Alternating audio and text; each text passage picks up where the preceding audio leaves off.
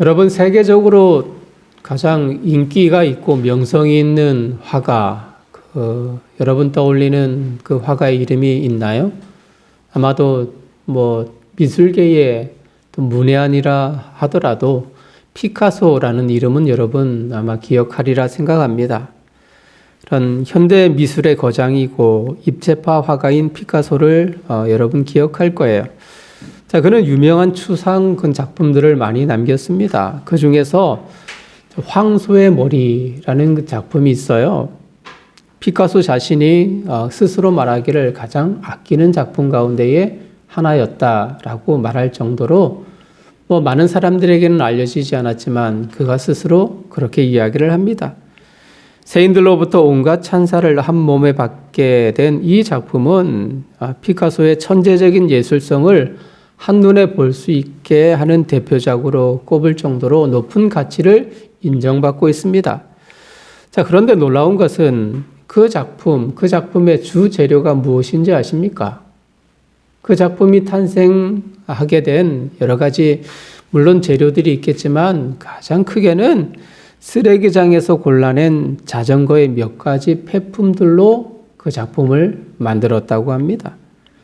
피카소는 남들이 거들떠보지 않는 쓰레기로 세계적인 걸작을 만들어낸 셈입니다. 여러분, 이 이야기는 결국은 우리의 인생의 가치를 다시 한번 생각해 볼 수 있도록 만들지 않을까요? 어쩌면 하루살이와 같은 인생을 살아가는 것이 우리의 삶이지 않습니까? 물론 80년, 90년 긴 인생을 살아간다 말할 수 있겠지만 하나님의 역사에 그런 창조부터 시작하여서 말세를 살아가는 이 시대의 역사적인 그런 긴 시간 속에서 우리 인생이라는 것, 80년, 90이라는 것은 한 점에 불과하지 않겠습니까? 그렇죠? 아주 짧은 인생을 살아가는 것이 우리의 인생이에요. 이런 존재이지만 그러나 우리 인생을 하나님께서 눈여겨보시고 어쩌면 쓰레기 더미 속에서 건져내어서 큰 작품을 아름다운 그 작품을 만들어내듯 우리 인생을 가장 아름답게 만들어 가시는 하나님의 구원의 손길이 바로 여기에 있는 것입니다. 한 사람, 한 성도가 바로 하나님 손에 달려져 있는 거룩하고 가장 존귀한 작품임을 잊지 말기를 간절히 원합니다. 기적 중에 기적이라는 것은 예수님 안에 나 자신이 거하고 있다라는 사실입니다. 세상에는 의지할 것이 참 많아요. 누릴 것들도 널리 퍼져 있습니다. 어쩌면 신앙생활하는 것이 거추장스러울 수도 있어요. 물질이 많고 명성이 많고 세상 속에서 많은 것과 벗삼아 살아가는 그 인생들 속에서 주일 또 혹은 여러 날들을 할애하여서 신앙생활하고 교회생활한다는 것이 불편할 수도 있단 말이죠. 이해타산이 맞지 않을 수도 있습니다. 그런데도 지금 하나님을 섬기는 이 자리에 있다는 것이 우리에게 가장 기적 가운데의 하나라고 생각합니다. 손해본다라는 느낌이 있지만 이것은 결국 하나님 나라의 영원성을 비추어 볼 때 그것은 우리에게 있어서 손해가 아니라 가장 수지 맞는 투자이기도 하고 하나님의 은혜인 줄 믿습니다.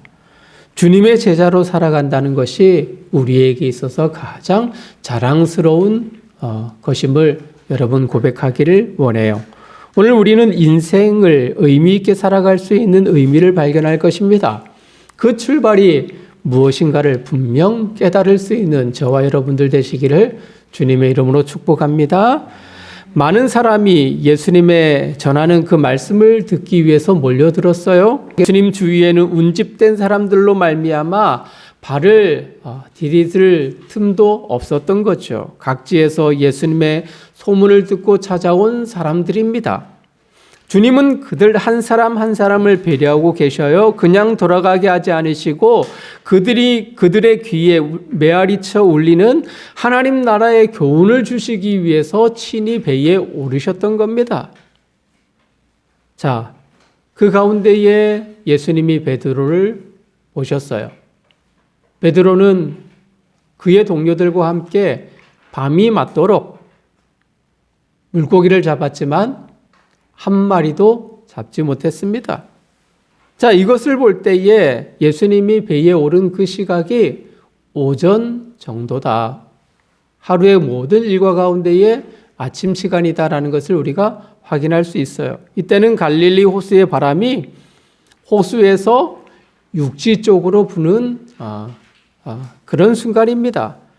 자연스레 예수님이 말씀을 전하시면 그 바람을 타고 육성, 지금처럼 뭐 증폭기가 있는 것이 아니죠. 스피커가 있는 것이 아니라서 많은 사람들이 예수님의 말씀을 들을 때 예수님이 맞바람을 맞으면서 말씀을 전하면 그것이 잘 들릴 수가 없을 거예요. 그래서 예수님이 일부러 배에 올랐던 거예요. 바람이 바다에서 육지 쪽으로 불어오기에 많은 사람이 더욱더 진리의 말씀을 잘 듣게 하기 위한 예수님의 배려였던 겁니다. 구름 같은 사람에게 세상의 지혜가 아닌 하나님 나라의 말씀을 주셨던 주님은 한 사람에게 눈을 돌렸습니다. 그는 어부였고요. 오늘 보니까 시몬이라는 사람이에요. 별명이거든요. 우리가 알고 있는 그 사람입니다. 베드로입니다. 그에게 예수님께서 말씀을 다 전한 후에 베드로를 지칭하여서 깊은 곳에 가서 그물을 던져라. 그리고 고기를 잡으라 말씀을 하셨습니다. 우리가 성경을 읽었듯 그들은 밤새 고기를 잡기 위해서 수고의 땀을 흘렸지만 한 마리도 잡지 못했던 사람들입니다. 갈릴리 호수에 일가견이 있는 어부들입니다. 어느 곳에서 물고기를 잡아야 하고 어느 시간대에 그물을 던져야 하는지를 잘 알고 있는 사람입니다. 여러분, 이 주변에 그런 살고 있는 사람들이라면 교통 흐름을 잘 알고 있잖아요. 그죠? 우리가 이전하여서 이곳으로 왔는데 특별히 왕송호수라는 것이 중간에 끼어져 있어요. 그죠? 주말이면 경기도권과 수도권의 사람들이 많이 운집하여서 관광하는 관광지로 많이 부각되어져 있습니다. 그래서 토요일 날 오후 또는 주일 정오 즈음에 보면 차들이 좀 많이 있어요. 왕래가 사람들이 많다는 그 증거잖아요. 그래서 우리는 그 시간을 피해서 약간 둘러서 오면 교회를 오는 그 시간에 교통의 흐름들을 잘 알고 그렇게 우리는 이용을 합니다만 이 지역 교통 상황을 알지 못하는 사람이라면 혹여나 그죠. 또 그 주위로 왕래를 하게 되어지면 낭패를 당하기 쉽습니다. 여러분들이 외지에 가도 그렇잖아요. 교통의 흐름을 잘 알지 못하면. 물론 요즘에는 티맵이라고 하여서 교통 정보를 실시간으로 잘 알려주곤 하지만 당시에는 그렇지는 않습니다. 그래서 베드로를 위시하여서 많은 주위의 어부들은 어느 시각에 또 어느 장소에서 또 물고기를 잡아야 하는지를 잘 알고 있단 말입니다. 근데 그들은 밤새도록 그런 정보와 그런 경험에 의거하여서 그물을 내렸지만 한 마리도 잡지 못했습니다. 그런데 난데없이 예수님께서 깊은 데로 가서 그물을 던져라, 고기를 잡으라 라고 말씀하셨거든요. 그런데 베드로는 시몬은 그 예수님 말씀을 의지하여서 말씀하시는 그곳에 순종하는 마음으로 그물을 내렸습니다. 그물이 찢어질 정도의 물고기를 잡았다. 성경은 그렇게 밝힙니다. 놀라움을 금치 못하겠죠. 아니 어떻게 이런 일이 있을까요? 반평생 갈릴리에서 산전수전 겪었지만 이런 기적과 같은 일을 경험해 보지 못했거든요. 베드로는 예수님 앞에 무릎을 꿇고 그분을 나의 주로 스승으로 영접했습니다. 그리고 그는 일행과 즉시로 죄인입니다. 우리를 떠나소서. 그분의 권위 앞에 고개를 숙였습니다. 주님은 그들을 책망하지도 나무라지도 않으셨어요. 이후부터는 제자로서 살아가도록 그들을 안아주셨던 거죠. 주님 말씀합니다. 이제부터는 사람을 잡는 어부가 될 것이다. 축복하셨고요. 말씀을 들은 베드로와 야고보와 요한은 주님을 따르는 제자가 되었습니다. 사랑하는 성도님들, 당시에 제자가 된다는 것이 어떤 의미인지 아십니까? 스승의 말 한마디 한마디, 스승이 또 행하는 버릇마저도 그대로 답습하고 따라하는 것이 제자의 진정성인 것이죠. 어쩌면 흉내낸다라는 것과 같습니다. 스승이 사투리를 쓰면 사투리를 써야 하고요. 버릇이 있으면 그 버릇마저도 내 것으로 만드는 것이 제자가 된다라는 의미인 것이죠. 일전에도 말씀을 드렸듯이 유대 사회의 제자가 되는 것은 스승에게 달려 있어요. 아무리 제자가 열정적으로 스승을 흉내내고 따라하고 그의 가르침을 몸에 새긴다 할지라도 스승이 마음에 들지 않으면 언제든지 그를 내칠 수가 있는 것입니다. 이들에게는 더욱더 엄격한 훈련과 생활이 따랐어요. 제자의 길이 얼마나 고된 일인가를 베드로는 알았지만 즉각적으로 무릎을 꿇고 주님의 제자가 되겠다, 주님을 따르겠다라고 그는 고백했죠.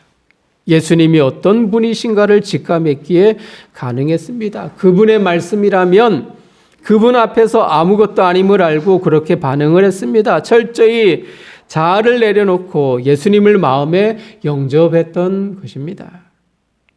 제자로 살아가기로 결심했습니다.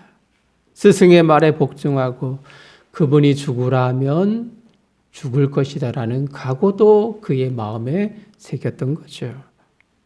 가장 강렬한 밝음 앞에 어둠은 순간적으로 사라지듯이 진리 되시는 그 예수님 앞에 숨기려고 해도 숨기지 못합니다. 사랑하는 성도님들, 예수님이 우리를 제자로 불러주셨습니다.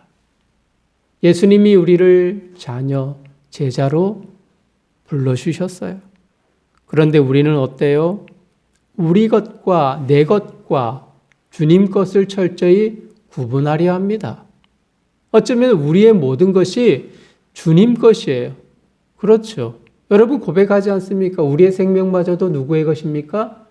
주님 것입니다라고 고백하지만 그러나 돌이켜보면, 돌아서면 주님 것보다 내 것을 더 움켜쥐려는 그런 모습들이 너무나도 많이 나타나지 않습니까? 그죠? 삶에 필요하고 또 살아가기 위해서 그것이 필수불결한 것이라는 그런 미명 아래에 그렇게 말합니다. 우리가 주님의 자녀입니다. 주님의 제자입니다라고 말하면서 그렇게 철저히 물질과 시간과 사람 등을 따지며 손해보는 것은 뒤로 물리고 나중에 해야 되겠다라고 그렇게 핑계대곤 합니다. 이것은 온전한 제자의 모습이 아닙니다. 주님이 부르실 때 따르겠다고 하면서 여전히 뒤로 물러서는 우리를 발견합니다. 그러면 진정한 제자가 될 수 없습니다. 여러분 말씀드렸듯 제자에게는 결정권이 없습니다. 우리에게는 스스로 이것이다라고 판단할 수 있는 그런 재량권이 우리에게 없단 말이에요. 오직 스승에게만 있을 뿐입니다. 제자는 오직 예라고 답할 뿐입니다. 나를 포기해야 되고요. 보잘것없는 죄인을 불러주신 그분의 은혜 아래 감사, 감격 뿐입니다. 삶이 다른 사람보다 윤택하여서 세상에서 그래도 봐줄 만한 사람으로 살아간다고 믿고 있습니까? 절대 아닙니다. 인간에게는, 사람에게는 희망이 없어요. 사람의 인생에는 어둠만 존재합니다. 그런데 주님이 그 긴 어둠의 터널을 뚫어주시고 밝은 광명을 볼 수 있도록 하나님의 나라의 권세 아래서 영원한 빛을 맞으며 살아갈 수 있는 은혜를 저희들에게 허락해 주셨다고요. 제자로 살아갈 수 있는 그 길을 허락해 주셨다고요. 여러분, 제자로 살아가십니까? 그러면 제자다워야 합니다. 랍비의 문화생이 되어 언어까지 그대로 따라해야만 제자로 부름받는 존재로 설 수 있고요. 또 스승의 모든 몸짓과 행동과 언어까지도 답습해야 합니다. 제자 우등생이 바로 나 자신이어야 하는 것입니다. 여러분, 조앤 롤링, 여러분 기억하시죠? 조앤 롤링. 조앤 롤링 하면은 잘 기억이 없습니다만, 그러면 이것은 어떨까요? 해리포터. 해리포터. 그 영화와 그 소설책은 다 기억을 할 거예요. 이 조앤 롤링이라는 이 사람이거든요. 사람이 바로 해리포터 이 시리즈를 쓴 사람입니다. 저자입니다. 그는 여러 가지 많은 일들을 해보았어요. 비서로서 또 혹은 또 사무직 사원으로서 영어 교사로서 등등의 그런 직업에서 세상에 일조하기 위해서, 아니 정확히 표현하자면 삶의 생계를 위해서 그런 열정을 쏟았지만 어땠을까요? 모두 실패했습니다. 해고당했다는 이야기예요. 결국 작가의 길에 들어서게 됩니다. 실패를 겪다 보니 진정 자신이 잘할 수 있는 일에 집중할 수 있었습니다. 동네 찻집을 찾아가 작은 테이블에서 타자기를 이제 두들기며 자신의 꿈에 접근하게 된 거예요. 해리포터 이 시리즈도 여러 출판사의 거절 끝에 어렵게 탄생한 작품입니다. 결국 인생이라는 것이 이 그녀의 손을 들어주었죠. 뭐 하나 순탄치 않은 길이었지만 그녀는 해리포터라는 이 소설로 인해서 많은 명예와 부를 거머쥐게 되었습니다. 베드로를 위시한 제자들은 이미 제자로서의 삶에서 낙오한 실패자입니다. 그렇죠. 예수님께서 여러분 십자가에 달려 돌아가신 이후에 우리가 누가복음을 읽었고요. 요한복음을 읽었는데 누가복음 이 5장의 이 말씀은 예수님께서 처음 베드로를 위시한 어부들을 불러주시는 그 장면이고요. 그리고 요한복음 21장에서 다시 깊은 데로 가서 그물을 던지라라고 말씀하시는 이 말씀의 배경은 예수님이 십자가에서 돌아가시고 제자들이 낭망하여서 우리의 스승이 결국 죽었구나. 우리의 스승도 별 볼 일 없구나. 그렇게 좌절과 실망감에 못 이겨서 그들의 새로운 물론 그들이 과거에 가졌던 새로운 그들만의 직업이겠죠. 그들의 직업으로 돌아왔을 때의 그 순간 속에서 예수님이 다시금 그들을 깨우치게 하시는 장면의 말씀이 요한복음 21장 3절에서 6절의 말씀입니다. 결국 처음 예수님 부르신 이후에 예수님이 돌아가시고 난 그 순간들을 우리가 생각해 보면 예수님을 따랐던 베드로를 위시한 야고보, 요한은 어떤 인생이었을까요? 실패자들이라는 이야기입니다. 현실을 바라보면서 예수님이 돌아가셨기에 그들이 믿는 스승도 이제는 한계가 있구나라는 그 사실 앞에 무너져 버린 인생들이라는 이야기입니다. 실패했다는 이야기입니다. 허탈한 마음으로 갈릴리 어부로 돌아와 그들이 잘할 수 있는 고기를 잡고 있거든요. 이날도 어김없이 밤이 새도록 그물을 던졌지만 어땠습니까? 한 마리도 잡지 못했습니다. 심신이 지칠 대로 지쳐 있어요. 삶의 의지를 잃어버렸습니다. 우리는 구약의 한 사람을 기억해요. 그 사람은 예레미야 선지자입니다. 예레미야 1장 4절 5절 말씀을 보면 하나님이 예레미야를 불러 선지자로 세우는 장면이 나타나는데요. 이 부름에 예레미야도 그 자신이 용기와 그 희망을 상실한 상황이었습니다.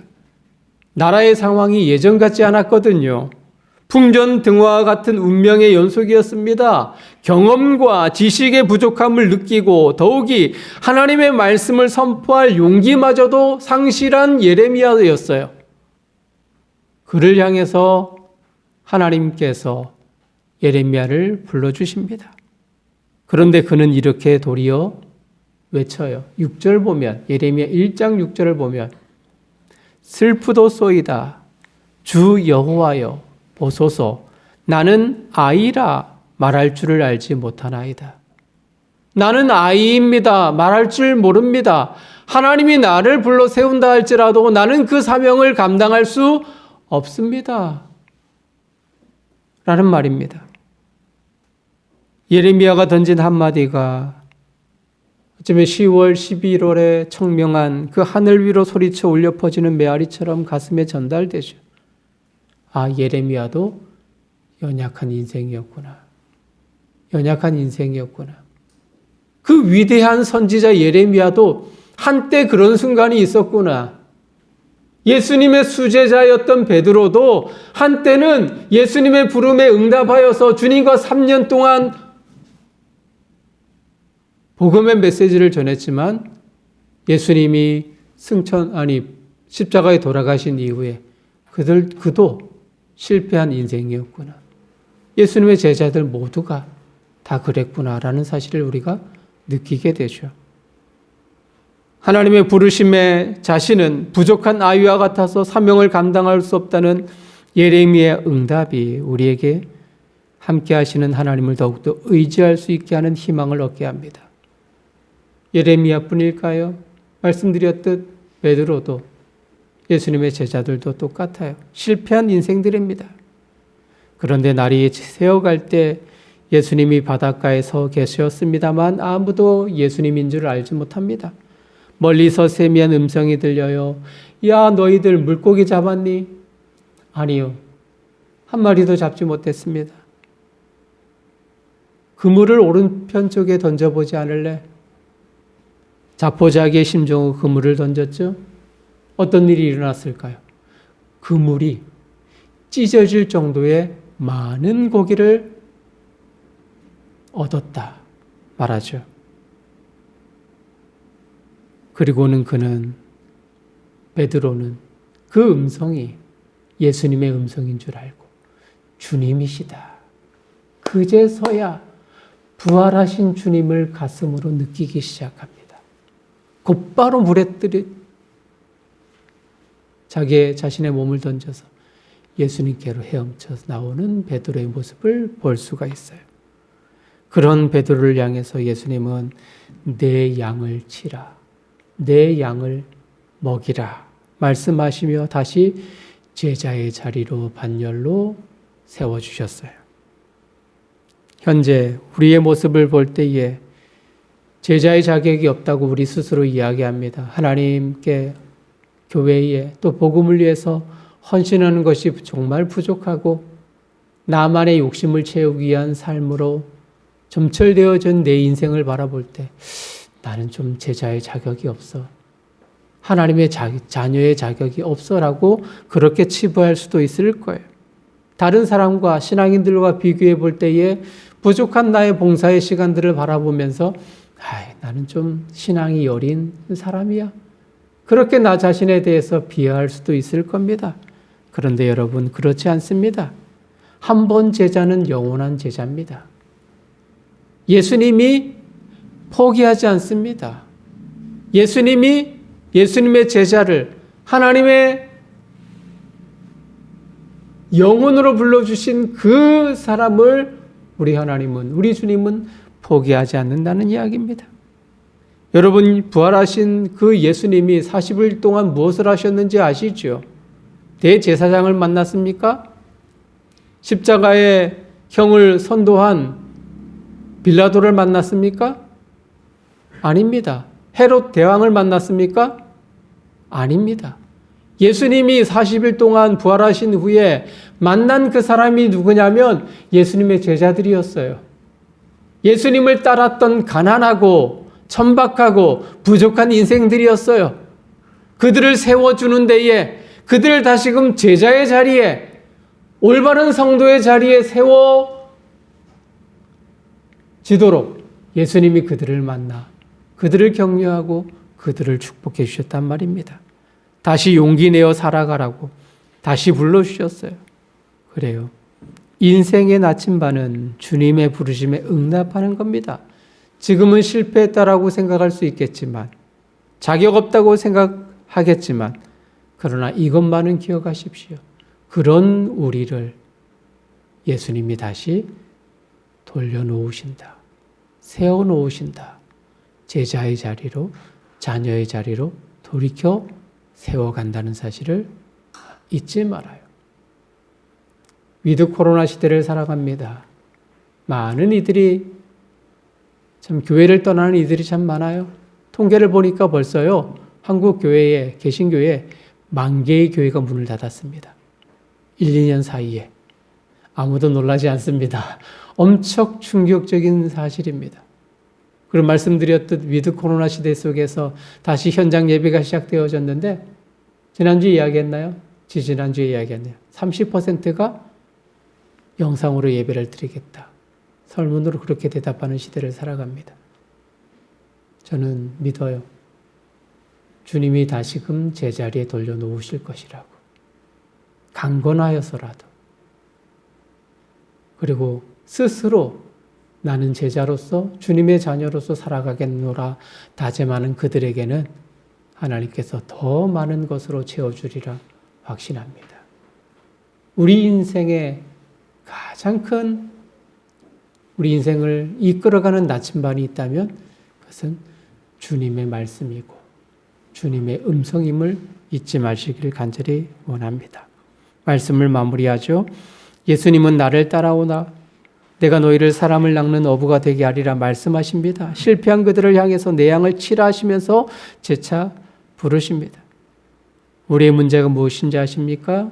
천국의 백성이 됐기 때문에 감사하고 기쁘지만 어부가 되는 것을 싫어하는 것이 문제입니다. 이른 새벽에 일어나 그물을 던지는 것이 참 어렵죠. 힘들죠. 바람이 불어 파도가 높이 칠 때면 배가 파손될 것 같지 않습니까? 그런데 사람 낚는 어부는 나를 포기해야 하는 사명입니다. 그래서 주님 말씀을 못 들은 척할 때가 많습니다. 그래서 이런 크리스천을 가리켜서 다라스 윌러스 박사는 이렇게 이야기를 합니다. 그들을 가리켜서 뱀파이어 크리스천이다라고 이야기를 합니다. 구원받는 데만 혈안이 되어 있는 사람. 쉽게 말해서 천국 가는 그것에만 관심이 있는 사람을 이야기하는 거죠. 예수 믿으면 천국 간다, 복 받는다, 잘 산다, 형통한다. 이것에만 관심이 있는 사람. 그 사람을 가리켜서 뱀파이어 크리스천이라고 이야기를 합니다. 예수 피에만 관심이 있는 영혼들이죠. 진정한 어부는, 진정한 제자는 주님의 십자가를 위해서 나 자신을 포기할 줄 아는 사람입니다. 내 명예와 부와 모든 것을 포기하면서 주님의 복음과 하나님 나라를 위해서 더 많은 영혼을 위해서 수종 들고 수고하는 그 사람이라는 것을 잊지 말아요. 좀 부끄럽지만 이곳으로 이전하여서 처음으로 전도를 했습니다. 코로나 상황 속에서 전도지를 주는 그 자체도 사람들이 굉장히 거부를 했기 때문에 물론 그런 핑계로 인해서 제자리에 머물러 있었던 것이 사실이었어요.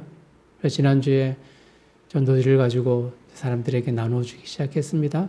참 감사하게도 모두가 그래도 그 전도지를 받더라고요. 아, 이럴 줄 알았으면 미리 전도를 할 걸. 우리의 선입견이 좀 강했던 것 같습니다.